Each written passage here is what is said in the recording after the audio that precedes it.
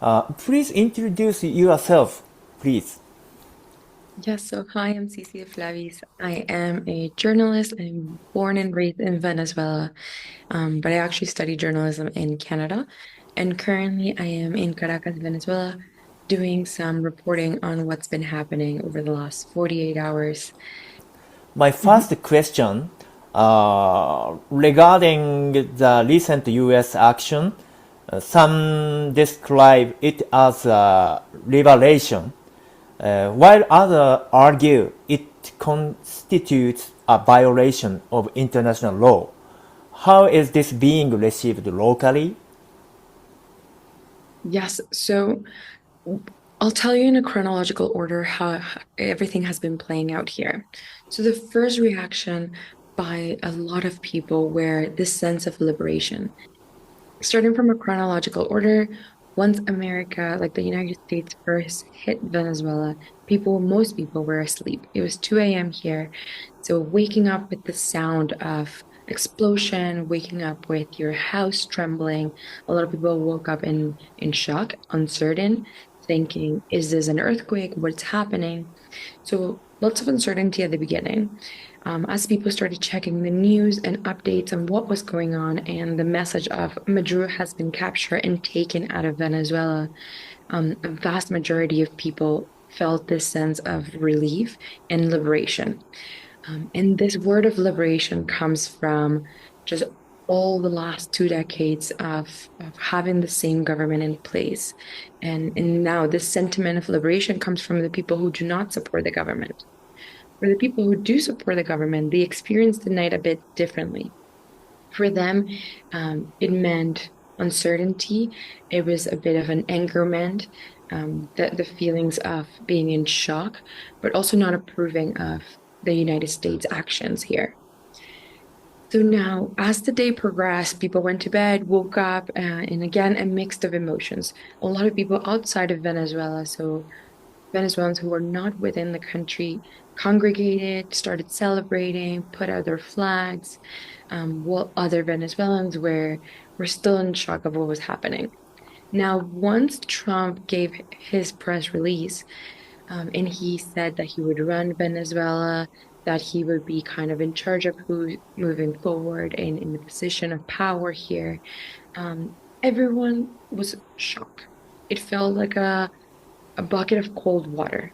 Because when he came into Venezuela, he started talking about reinstalling democracy, and gave all this huge hope. So by him saying all these things, now people were like, what is actually going on here? What is Trump's actual plan for the country? Um, and then people started thinking about, was this truly legal? Both people who support and are against the government started having the same reaction towards this situation and started analyzing it more. So not only does this create a dangerous precedent for countries in Latin America, for other countries, um, for other politicians. So people now are thinking about it, and from this perspective, are analyzing it. Analysts have also come out and talked about the situation. Um, yeah, I think those are the points that I wanted to say on how the moods change from the pro-government and anti-government in Venezuela, from that sense of liberation to that sense of, oh my gosh, was this even legal? What is going on? And what are the true repercussions of what just happened? How are ordinary citizens reacting to this remark? Run. I was very shocked. Run. Yes, no, 100%. It was a shock for everyone. As I mentioned earlier, when Trump first, let's say, started talking about Venezuela in the last few months and what his plan was to stop the government and all the things, and when he announced that Maduro was out of the country, um, there was this talk of reinstalling democracy.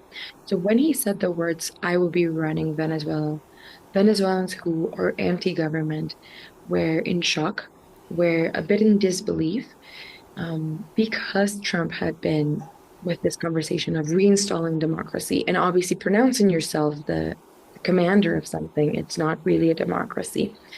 So something really important to note here is that there was an election, an electoral election in 2024. So during those elections, Edmundo González Urrutia won the majority of the votes within Venezuela. At the time, only Venezuelans within Venezuelan soil could vote, so everyone that's outside of the country could not vote. So within Venezuela, Edmundo received the majority of the votes. However, the Maduro government, who was in place before the elections, did not recognize these results. And they continued to stay in power, and Maduro claimed again presidency.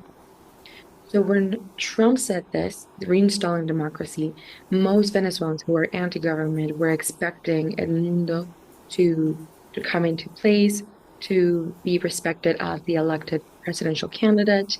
But Trump saying those words, as I mentioned before, a huge shock. And now for the people who are pro-government, for the government itself here in Venezuela, it created, again, a sense of uncertainty, a sense of shock. And then Venezuelans around the world too, who are pro-government or even against the government, were kind of like, hey, let's stop for a second and think about this. People are still trying to assimilate what's been happening, what's going to happen. And another thing to note here in Venezuela is that the current government has been in place for the last 2 decades, for the last 27 years. So even with Maduro being taken out of the country, the system will still be running. The government here is very strong. They have a lot of power over different things, and they oversee different situations such as the judiciary, the military aspect. So even with Maduro out, there's already a system in place. And actually, Delcy Rodriguez is now acting as the interim president in Venezuela.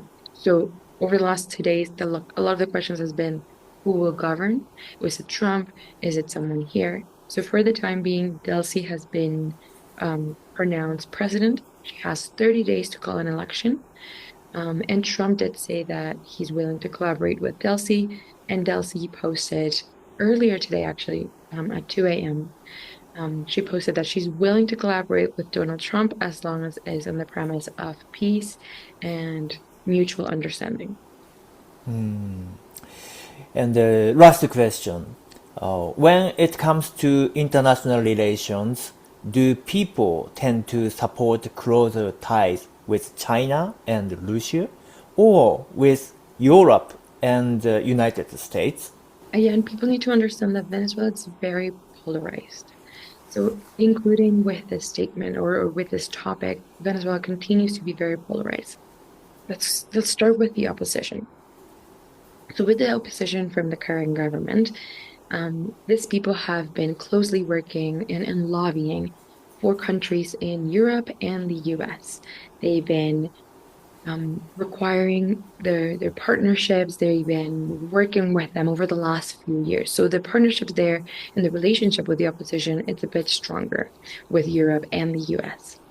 Now in Venezuela, over the last years, recent years, there's been a max exodus of 8 million Venezuelans leaving the country.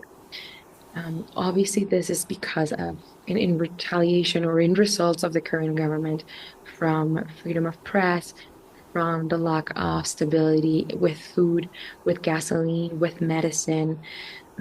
So because of so many different reasons, 8 million Venezuelans have left. And most of this have also been opposition members. So now they're also living in most countries in Europe and in Venezuela. Now, when it comes to people who are in the government and who support the government, they've been closely working with China, Russia, Cuba entities, and they've created and developed a very strong partnership with these countries. So when Chavez was in power, and this is the president before Maduro, when he was empowered, he decided to, let's say he wanted to take a break from partnership with the US. Before Chavez, the US was very much involved in Venezuelan soil, especially in the oil industry. Whether it was from having people working here, from manufacturers, whatever it was. And there's a long list of companies that when Chavez was acting as president, when Chavez was president, he started to acquiring all these private companies and making them government owned.